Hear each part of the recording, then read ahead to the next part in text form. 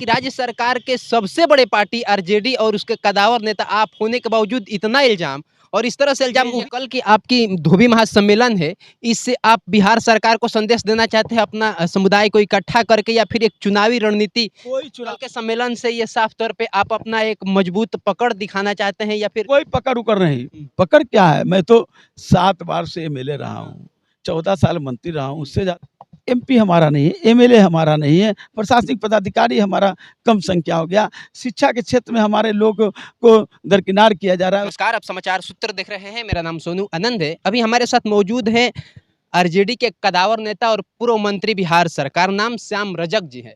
Sir, ये बहुत बड़े मात्रा में यहाँ कुर्सियाँ, इधर भी कुर्सियाँ, उधर मंच सज रहे हैं, इसका उद्देश्य क्या है? सबसे पहले ये बताइए। देखिए, हमारा जो समाज है, धोबी समाज, बिहार में एक बड़ी आबादी है, 1.5% है पूरी आबादी का।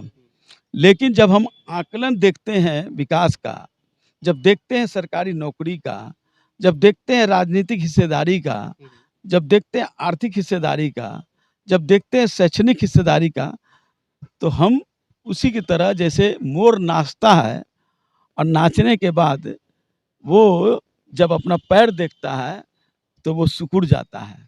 वही स्थिति हमारे समाज का है। इसीलिए हम में आक्रोशित हुए हैं और उस आक्रोश के रूप में हम अपनी हिस्सेदारी के लिए यहाँ लोग जुट रहे हैं। कल तक जो इसके पहले सत्र थे, तब तक हमारी विधानसभा में 3 से 5 सदस्य होते थे, संसद में बिहार से 1-2 सदस्य होते थे। आज क्या कारण है कि हम नगण्यता की ओर है। प्रशासनिक पदाधिकारी में हमारी संख्या पहले 5 से 5.5% होती थी। अब कानूनी दांव पेच में फंस कर के और प्रोन्नति में आरक्षण के सवाल को लेकर के न्यायालय के चक्कर में हमारी संख्या 5.5 से घट कर के 3%, 3.5% हो गई है। हमारे जो टोला सेवक हैं, 18,000 बहाल है, उसमें 14,000 धोबी समाज के हैं। आप उनको देते हैं सिर्फ 9,000, विकास मित्र को देते हैं 17,000। दोनों का काम एक है, शिक्षा की जोत जलाना। सरकार की जो मंशा है कि सबको शिक्षित बनाएंगे, उसमें टोला सेवक जो शिक्षा सेवक है, विकास मित्र, सबकी पूरी रूप से संयुक्त जिम्मेदारी है।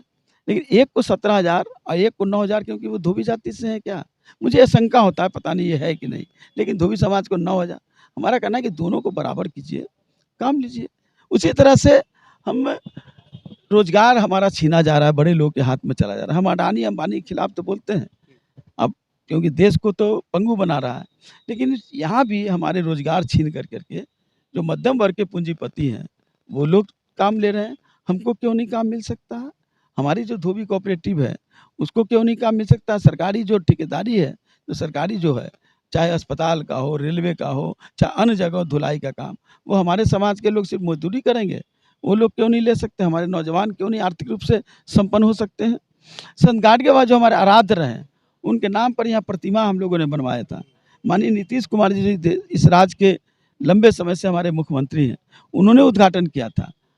उस समय के तत्कालिक महामहिम राज्यपाल ने उसका उद्घाटन किया था। उस समय के तत्कालिक प्रतिपक्ष के नेत्री, हम लोग की पूर्व मुख्यमंत्री श्रीमती राबड़ी देवी ने संयुक्त रूप से उसका उद्घाटन किया था। लेकिन आज वो हाल क्या है? उन्होंने घोषणा किया था कि हम आधुनिक धोबी घाट बनाएंगे, जो देश के लोग आकर के इसको देखेंगे। लेकिन आज वो जर्जर स्थिति में, अतिक्रमण हो गया है। सरकारी अतिक्रमण और गैर सरकारी अतिक्रमण के चक्कर में हम फंसे हुए हैं। ये तमाम शिकायतें आपका नीतीश सरकार या बिहार सरकार या केंद्र सरकार और राज्य सरकार दोनों से है। लेकिन अब सबसे बड़ा सवाल ये है कि राज्य सरकार के सबसे बड़े पार्टी आरजेडी और उसके कदावर नेता आप होने के बावजूद इतना इल्जाम और इस तरह से इल्जाम नहीं लगा रहा हूँ मैं। अपना हक और हक का जो हमारा अलग किया गया है, उस सवाल को हम कह रहे हैं। हम इल्जाम नहीं, सरकार हमारी है।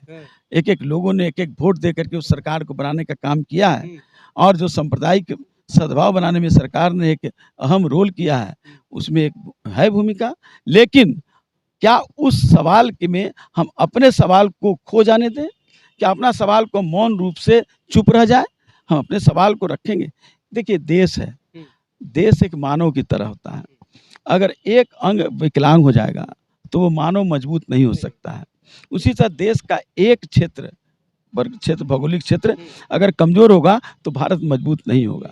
तो हम ये कह रहे हैं कि जब मानव इस देश में सभी वर्ग के लोग हैं, धोबी समाज अगर कमजोर हो जाए, विकलांग हो जाए, निराश हो जाए, तो कैसे वो मानव मजबूत होगा, कैसे ये राज्य और ये देश मजबूत होगा। हम तो देश के हित में काम कर रहे हैं, राज्य के हित में काम कर रहे हैं और समाज के हित में काम कर रहे हैं। तो जो ये कल की आपकी धोबी महासम्मेलन है, इससे आप बिहार सरकार को संदेश देना चाहते हैं अपना समुदाय को इकट्ठा करके, या फिर एक चुनावी रणनीति? कोई चुनावी नहीं, चुनावी से क्या है, हम लोगों को चुनावी रणनीति नहीं, लेकिन अपने लोगों की हिस्सेदारी तो मिलनी चाहिए, हिस्सेदारी के लिए है।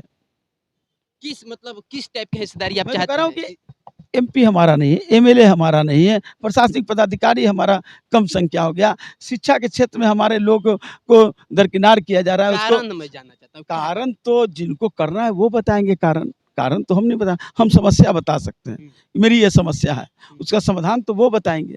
आप सरकार में ये बात रख रहे हैं क्योंकि आप भैया वो अलग प्लेटफार्म है, ये अलग प्लेटफार्म है। हमने अपने समस्या को उठाने का काम किया है, समाधान करना है उनको, अब उनसे जाके पूछिए। तो कल के सम्मेलन से ये साफ तौर पे आप अपना एक मजबूत पकड़ दिखाना चाहते हैं, या फिर कोई पकड़ उकड़ नहीं, पकड़ क्या है, मैं तो 7 बार से एमएलए रहा हूँ, 14 साल मंत्री रहा हूँ, उससे ज्यादा पकड़ क्या होगा। लेकिन समाज इतना करना पड़ रहा है आपको अपने समाज समाज सबसे पीछे पैदान पर आ गया, तो समाज को आगे बढ़ाना है कि नहीं। मैं देश के हित में और राज्य के हित में बात कर रहा हूँ। देश का, राज्य का अगर एक अंग कमजोर हो जाएगा तो देश मजबूत कैसे होगा। चलिए, तो बाकी आप श्याम रजक जी को सुन रहे थे, और यहाँ पे आयोजन ये कितना भव्य किया गया है, ये विजुअल और नज़ारा देख करके आप इसका अंदाजा लगा सकते हैं। सामने उधर मंच सज रहे हैं, और ये तमाम धोबी महासम्मेलन के लिए कल के लिए ये कार्यक्रम रखा गया है। बाकी आप समाचार सूत्र पर ये खबर देख रहे थे। मेरा नाम सोनू आनंद है। आपको ये खबर कैसी लगी, अपनी प्रतिक्रिया जरूर कमेंट बॉक्स में दर्ज करिएगा। बाकी ट्विटर पे जाइएगा तो हम समाचार सूत्र के नाम से हम मौजूद हैं।